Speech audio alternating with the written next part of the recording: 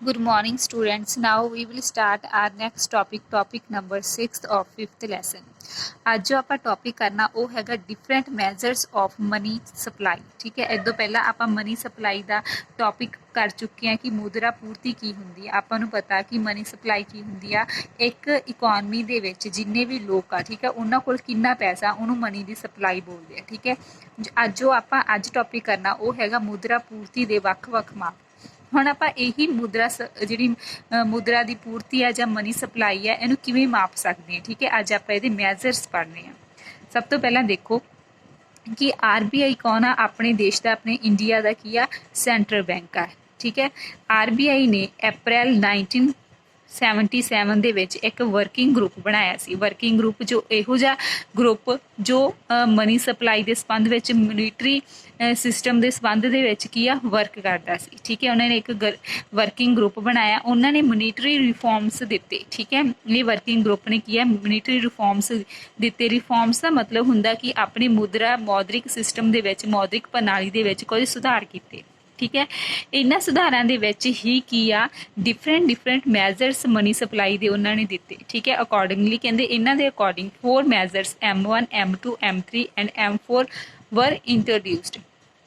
ਠੀਕ ਹੈ, ਇਹਨਾਂ ਦੁਆਰਾ, ਇਹ ਵਰਕਿੰਗ ਗਰੁੱਪ ਦੇ ਦੁਆਰਾ ਕੀ ਆ, 4 ਮੈਜ਼ਰਸ ਦਿੱਤੇ ਸੀ। ਆਪਾਂ ਕਹਿ ਸਕਦੇ ਹਾਂ ਕਿ ਮਨੀ ਸਪਲਾਈ ਨੂੰ ਮਾਪਣ ਦੇ ਲਈ 4 ਤਰ੍ਹਾਂ ਦੇ ਕੀ ਆ, ਵੱਖ-ਵੱਖ ਮੈਜ਼ਰਸ ਆ। ਉਹ ਕੀ ਆ, M1, M2, M3 and M4। ਠੀਕ ਹੈ, ਹੁਣ ਸਭ ਤੋਂ ਪਹਿਲਾਂ ਆਪਾਂ ਦੇਖਦੇ ਹਾਂ ਵੀ M1 ਦੇ ਵਿੱਚ ਕਿੰਨਾ ਨੂੰ ਸ਼ਾਮਿਲ ਕੀਤਾ ਜਾਂਦਾ ਹੈ। ਮਨੀ ਸਪਲਾਈ M1 ਦੇ ਅਕੋਰਡਿੰਗ ਆਪਾਂ ਕਿਵੇਂ ਕਾਊਂਟ ਕਰ ਸਕਦੇ ਹਾਂ। ਠੀਕ ਹੈ, M1 is equal to C plus DD plus OD। ਠੀਕ ਹੈ, ਹੁਣ ਆਪਾਂ ਨੂੰ ਪਤਾ ਹੋਣਾ ਚਾਹੀਦਾ ਵੀ C ਕੀ ਆ। ਕਹਿੰਦੇ C ਉਹ ਵਾਲੀ ਕਰੰਸੀ ਆ, ਠੀਕ ਹੈ, ਜੋ ਲੋਕਾਂ ਕੋਲ ਆ। ਆਪਾਂ ਨੂੰ ਪਤਾ ਵੀ ਆਪਣੀ ਇਕੋਨਮੀ ਦੇ ਵਿੱਚ ਲੋਕਾਂ ਕੋਲ ਕਿੰਨੇ ਨੋਟਸ ਆ ਪਲੱਸ ਕਿੰਨੇ ਕੋਇਨਸ ਆ। ਠੀਕ ਹੈ, ਉਹਨੂੰ ਟੋਟਲ ਕਰੰਸੀ ਕਿਹਾ ਜਾਂਦਾ ਜੋ M1 ਦੇ ਵਿੱਚ ਰੱਖੀ ਜਾਂਦੀ ਹੈ। ਹੁਣ ਆਪਾਂ ਮੁਦਰਾ ਦੀ ਪੂਰਤੀ ਨੂੰ ਕਿਵੇਂ ਮਾਪਾਂਗੇ, ਪਹਿਲਾਂ ਆਪਾਂ ਨੂੰ ਪਤਾ ਲਗਾਉਣਾ ਪਊਗਾ ਵੀ ਸਾਰੇ ਲੋਕਾਂ ਦੇ ਕੋਲ ਕਿੰਨਾ ਪੈਸਾ। ਠੀਕ ਹੈ, ਫਸਟ ਦੇ ਵਿੱਚ ਕੀ ਆ, C ਮਤਲਬ currency with the public notes plus coins. Public ਕੋਲ, ਆਪਣੀ ਜਨਤਾ ਦੇ ਕੋਲ ਕਿੰਨੇ ਕੋਇਨਸ ਆ ਤੇ ਕਿੰਨੇ ਨੋਟਸ ਆ, plus DD stands for demand deposits. ਠੀਕ ਹੈ, ਡਿਮਾਂਡ ਡਿਪੋਜ਼ਿਟਸ ਆਫ ਬੈਂਕਸ। ਠੀਕ ਹੈ, ਬੈਂਕ ਜਿਹੜੇ ਆਪਣੇ ਸਾਰੇ ਕਮਰਸ਼ੀਅਲ ਬੈਂਕ ਆ, ਉਹਨਾਂ ਕੋਲ ਕੀ ਡਿਮਾਂਡ ਡਿਪੋਜ਼ਿਟਸ ਆ। ਡਿਮਾਂਡ ਡਿਪੋਜ਼ਿਟਸ ਕੀ ਹੁੰਦੇ ਆ, ਕਹਿੰਦੇ ਇਹ ਉਹ ਪੈਸਾ ਜੋ ਆਪਾਂ ਕੀ ਆ ਬੈਂਕ ਦੇ ਵਿੱਚ ਜਮ੍ਹਾਂ ਕਰਾਉਣੇ ਆ, ਤੇ ਆਪਾਂ ਜਦੋਂ ਪੈਸੇ ਨੂੰ ਉਹਦੀ ਪੈਸੇ ਦੀ ਮੰਗ ਕਰਦੇ ਆ ਤਾਂ ਆਪਾਂ ਉਹ ਪੈਸੇ ਚੈੱਕ ਰਾਹੀਂ ਜਾਂ ATM ਦੇ ਰਾਹੀਂ ਕਢਵਾ ਸਕਦੇ ਹਾਂ। ਆਪਾਂ ਨੂੰ ਵੀ ਪਤਾ ਆਪਾਂ ਕੀ ਕਰਦੇ ਆ, ਬੈਂਕਾਂ ਦੇ ਵਿੱਚ ਆਪਣਾ ਸੇਵਿੰਗ ਅਕਾਊਂਟ ਹੁੰਦਾ ਜਾਂ ਕਰੰਟ ਅਕਾਊਂਟ ਹੁੰਦਾ। ਇਹਨਾਂ ਦੇ ਵਿੱਚ ਆਪਾਂ ਕਦੋਂ ਵੀ ਡਿਮਾਂਡ ਕਰਕੇ ਪੈਸਾ ਕਢਵਾ ਸਕਦੇ ਹਾਂ with the help of check and the ATM। ਸੋ ਉਹਨਾਂ ਨੂੰ ਡਿਮਾਂਡ ਡਿਪੋਜ਼ਿਟਸ ਬੋਲਿਆ ਜਾਂਦਾ ਜੋ ਬੈਂਕਾਂ ਕੋਲ ਆ। ਇਸ ਤੋਂ ਅੱਗੇ ਕਹਿੰਦੇ ਅਦਰ ਡਿਪੋਜ਼ਿਟਸ ਆਫ RBI। ਕਹਿੰਦੇ ਉਹ ਵਾਲੇ ਡਿਪੋਜ਼ਿਟਸ ਜਿਹੜੇ RBI ਕੋਲ ਪਏ ਆ, ਉਹਨਾਂ ਨੂੰ ਵੀ M1 ਦੇ ਵਿੱਚ ਸ਼ਾਮਿਲ ਕੀਤਾ ਜਾਂਦਾ। ਠੀਕ ਹੈ, ਦੇਖੋ ਇਸ ਤੋਂ ਬਿਨਾਂ ਕੀ ਆ, ਅਦਰ ਡਿਪੋਜ਼ਿਟ ਦੇ ਵਿੱਚ ਕੀ ਇਨਕਲੂਡ ਕੀਤਾ ਜਾਂਦਾ। ਫਸਟ ਦੇਖੋ, demand deposits of quasi government institutions. Quasi government institutions ਉਹ ਹੁੰਦੇ ਆ ਜੋ ਅਰਧ ਸਰਕਾਰੀ ਹੁੰਦੇ ਆ। ਠੀਕ ਹੈ, ਮਤਲਬ ਪੂਰੀ ਤਰ੍ਹਾਂ ਕੀ ਆ, ਉਹ ਗਵਰਨਮੈਂਟ ਨਹੀਂ ਹੁੰਦੇ, ਅਰਧ ਸਰਕਾਰੀ ਹੁੰਦੇ ਆ, ਹਾਫ ਗਵਰਨਮੈਂਟ ਜਿਹਨੂੰ ਬੋਲਿਆ ਜਾਂਦਾ। ਠੀਕ ਹੈ, ਕਹਿੰਦੇ ਉਹ ਵਾਲੇ ਅਦਰ ਡਿਪੋਜ਼ਿਟ ਦੇ ਵਿੱਚ ਫਸਟ ਉਹ ਵਾਲੇ ਡਿਮਾਂਡ ਡਿਪੋਜ਼ਿਟਸ ਸ਼ਾਮਿਲ ਹੁੰਦੇ ਆ ਜੋ ਕੁਆਸੀ ਗਵਰਨਮੈਂਟ ਇੰਸਟੀਟਿਊਸ਼ਨਸ ਹੁੰਦੇ ਆ। ਲਾਈਕ ਕੁਆਸੀ ਗਵਰਨਮੈਂਟ ਇੰਸਟੀਟਿਊਸ਼ਨਸ ਦੀ ਸਭ ਤੋਂ ਵਧੀਆ ਐਗਜ਼ਾਮਪਲ ਕਿਹੜਾ ਬੈਂਕ ਆ, IDBI। ਠੀਕ ਹੈ, industrial development bank of India. ਠੀਕ ਹੈ, ਇਹਨਾਂ ਦਾ ਪੈਸਾ, ਇਹਨਾਂ ਦੀ ਜੋ ਡਿਮਾਂਡ ਡਿਪੋਜ਼ਿਟ RBI ਕੋਲ ਪਏ ਆ, ਉਹਨਾਂ ਨੂੰ ਸ਼ਾਮਿਲ ਕੀਤਾ ਜਾਂਦਾ। ਦੂਜਾ ਕਹਿੰਦੇ demand deposits of international monetary fund IMF ਦੇ ਐਂਡ ਵਰਲਡ ਬੈਂਕ ਦੇ ਜੋ RBI ਕੋਲ ਕੀ ਪਏ ਆ, ਡਿਮਾਂਡ ਡਿਪੋਜ਼ਿਟ ਪਏ ਆ, ਉਹਨਾਂ ਨੂੰ ਸ਼ਾਮਿਲ ਕੀਤਾ ਜਾਂਦਾ।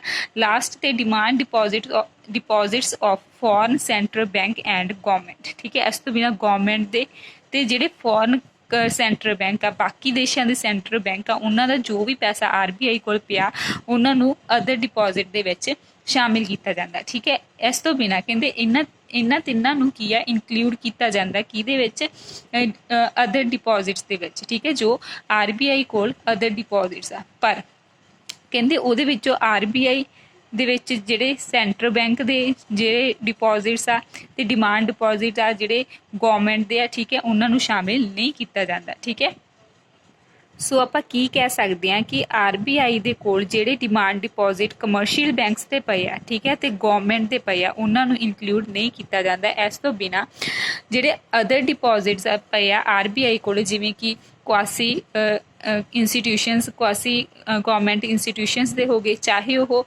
IMF ਦੇ ਹੋ ਗਏ, ਚਾਹੇ ਉਹ ਫੋਰਨ ਸੈਂਟਰਲ ਬੈਂਕ ਦੇ ਹੋ ਗਏ, ਠੀਕ ਹੈ, ਜਾਂ ਫਿਰ ਫੋਰਨ ਦੀਆਂ ਜਿਹੜੀਆਂ ਗਵਰਨਮੈਂਟਸ ਹੁੰਦੀਆਂ ਉਹਨਾਂ ਦੇ ਹੋ ਗਏ, ਠੀਕ ਹੈ, ਇਹਨਾਂ ਨੂੰ ਕੀ ਆ ਅਦਰ ਡਿਪੋਜ਼ਿਟ ਦੇ ਵਿੱਚ ਰੱਖਿਆ ਜਾਂਦਾ।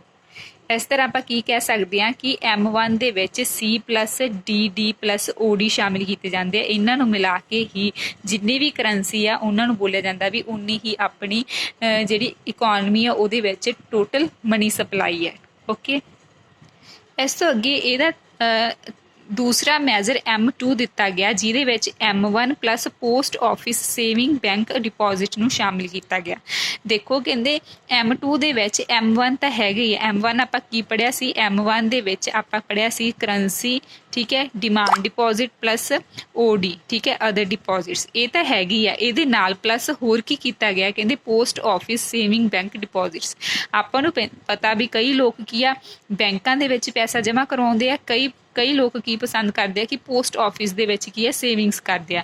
ਸੋ ਕਹਿੰਦੇ M1 ਦੇ ਨਾਲ M2 ਦੇ ਵਿੱਚ ਕੀ ਪਲੱਸ ਕਰ ਦਿੱਤਾ ਜਾਊਗਾ? ਜਿਹੜੇ ਲੋਕ ਪੋਸਟ ਆਫਿਸ ਦੇ ਵਿੱਚ ਸੇਵਿੰਗਸ ਡਿਪੋਜ਼ਿਟ ਕਰਵਾਉਂਦੇ, ਠੀਕ ਹੈ, ਆਪਣੀਆਂ ਸੇਵਿੰਗਸ ਜਮ੍ਹਾਂ ਕਰਵਾਉਂਦੇ ਆ, ਇਹਨਾਂ ਦੋਨਾਂ ਨੂੰ ਮਿਲਾ ਕੇ ਕੀ ਹੈ M2 ਬਣ ਜੂਗਾ।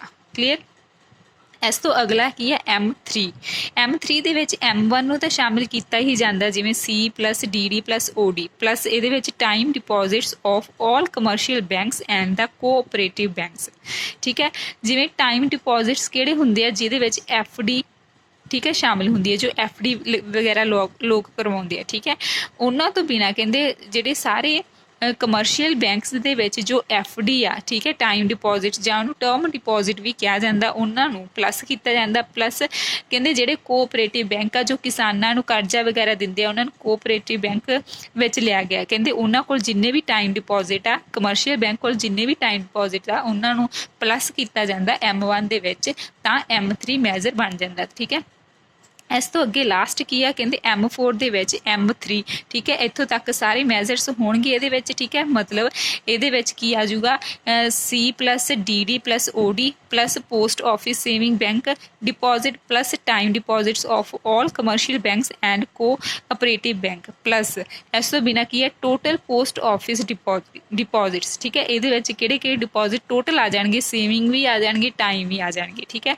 ਮਤਲਬ ਲਾਸਟ ਦੇ ਵਿੱਚ ਟੋਟਲ ਸਾਰੀਆਂ ਜੋ ਵੀ ਪੋਸਟ ਆਫਿਸ ਦੇ ਵਿੱਚ ਡਿਪੋਜ਼ਿਟਸ ਕੀਤੇ ਜਾਂਦੇ ਆ, ਲੋਕ ਪੈਸੇ ਜਮ੍ਹਾਂ ਕਰਵਾਉਂਦੇ ਆ, ਉਹਨਾਂ ਨੂੰ ਸ਼ਾਮਿਲ ਕੀਤਾ ਜਾਂਦਾ। ਇਹਦੇ ਵਿੱਚ ਕੀ ਨਹੀਂ ਸ਼ਾਮਿਲ ਕੀਤਾ ਜਾਂਦਾ? ਕਹਿੰਦੇ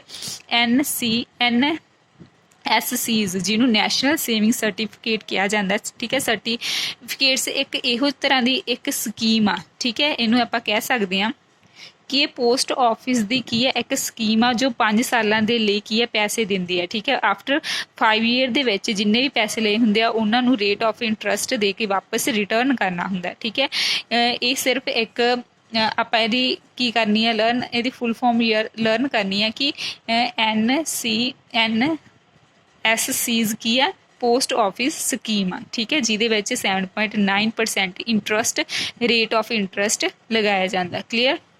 ਮਤਲਬ ਆਪਾਂ ਕੀ ਕਹਿ ਸਕਦੇ ਹਾਂ ਕਿ M4 ਦੇ ਵਿੱਚ M3 plus total post office deposits ਸ਼ਾਮਿਲ ਹੁੰਦੇ ਆ। ਹੁਣ ਦੇਖੋ ਇਹਨਾਂ ਨੂੰ ਜੋ ਆਪਣੇ ਕੋਲ ਮੈਜ਼ਰਸ ਹੈਗੇ ਆ M1 ਤੇ M3, ਠੀਕ ਹੈ, ਇਹਨਾਂ ਨੂੰ ਹੋਰ ਨਾਮਾਂ ਨਾਲ ਵੀ ਜਾਣਿਆ ਜਾਂਦਾ, ਜਿਵੇਂ ਕਿ M1 ਨੂੰ ਨੈਰੋ ਮਨੀ ਬੋਲਿਆ ਜਾਂਦਾ ਤੇ M3 ਨੂੰ ਬ੍ਰੌਡ ਮਨੀ ਬੋਲਿਆ ਜਾਂਦਾ। ਇਹ ਤੁਸੀਂ ਯਾਦ ਰੱਖਣਾ ਇੰਨਾ, ਠੀਕ ਹੈ। ਇਸ ਤੋਂ ਅੱਗੇ ਕੀ ਆ? Measures of money supply in India. ਕਹਿੰਦੇ ਮੈਜ਼ਰਸ ਕਿਹੜੇ ਆ ਮਨੀ ਸਪਲਾਈ ਦੇ ਵਿੱਚ? ਧਿਆਨ ਨਾਲ ਦੇਖੋ।